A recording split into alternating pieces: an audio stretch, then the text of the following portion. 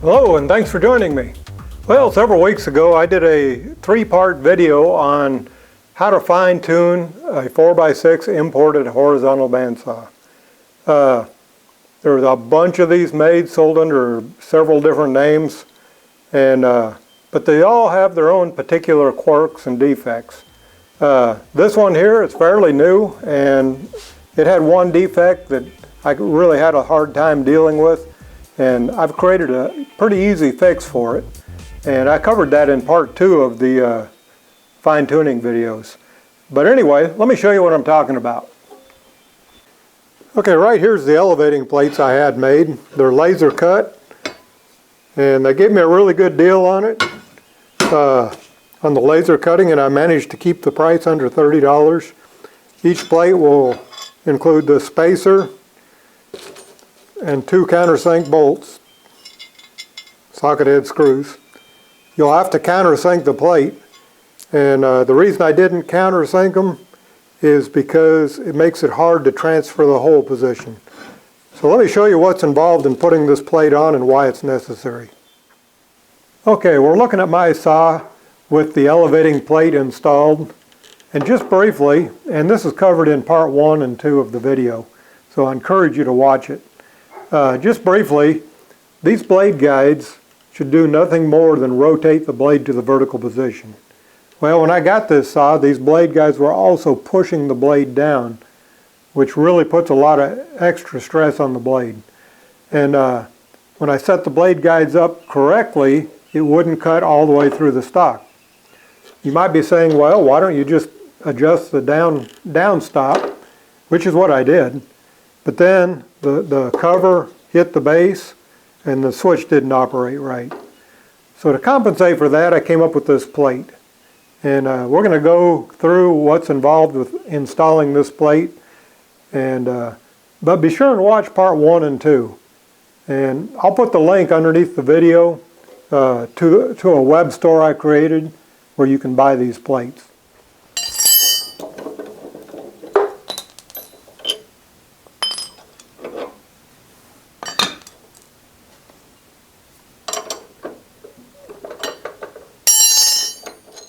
Okay, you're looking at the elevating plate after it's installed, but I'm going to go through what it's going to take to install your plate if you buy one.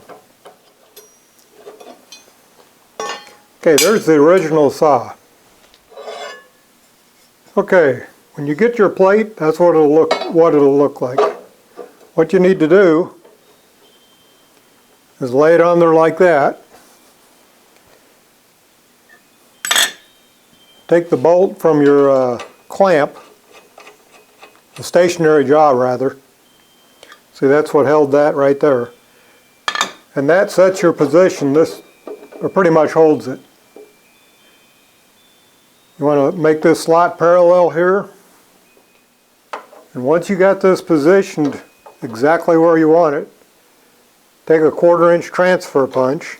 If you don't know what a transfer punch is, you need to get some.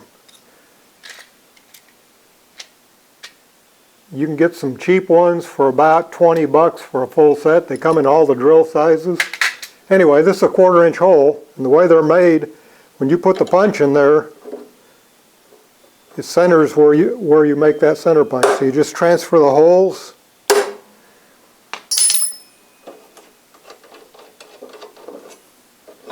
Remove the plate.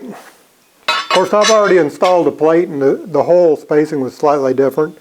But then you drill a number 7 drill and a 1/4 20 tap. Then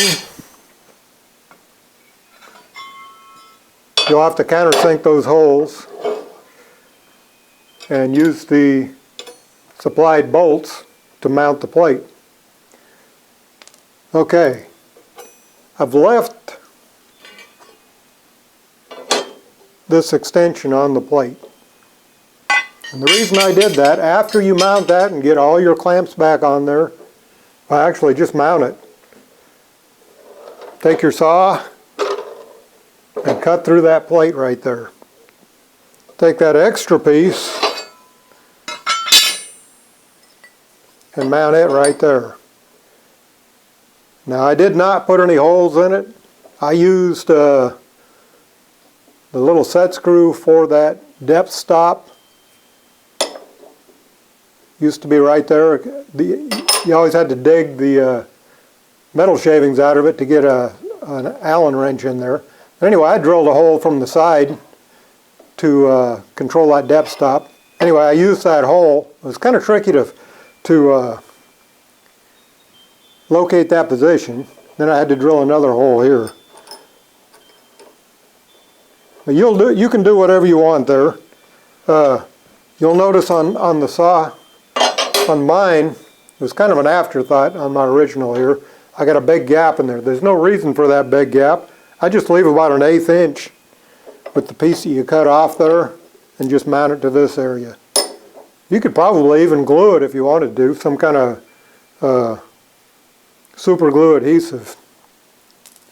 Anyway, after you get the holes drilled and these countersunk,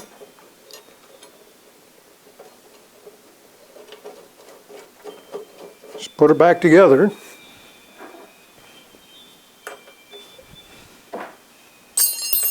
Just disregard that hole. That hole was in the steel that I made mine out of. There's a little spacer plate, goes right there, for your movable jaw.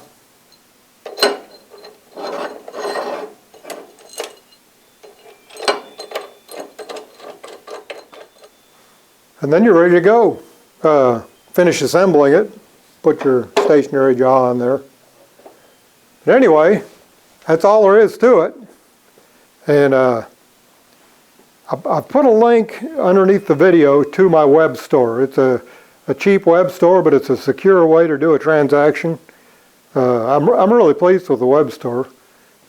Here's what you get. You get the spacer and 2 screws and the plate for $29.50.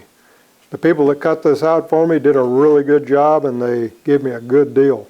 Hopefully if I sell all of these, I can get it for the same price in the future, but who knows. I'll put a link below this video to a template that you can print out to make sure this is going to match your bandsaw. You need to print it out and check, see if these holes line up. And there's a link to the web store and to the first 2 or 3 videos on fine-tuning your bandsaw. Anyway, that's about it. Thanks for joining me, and be sure and subscribe.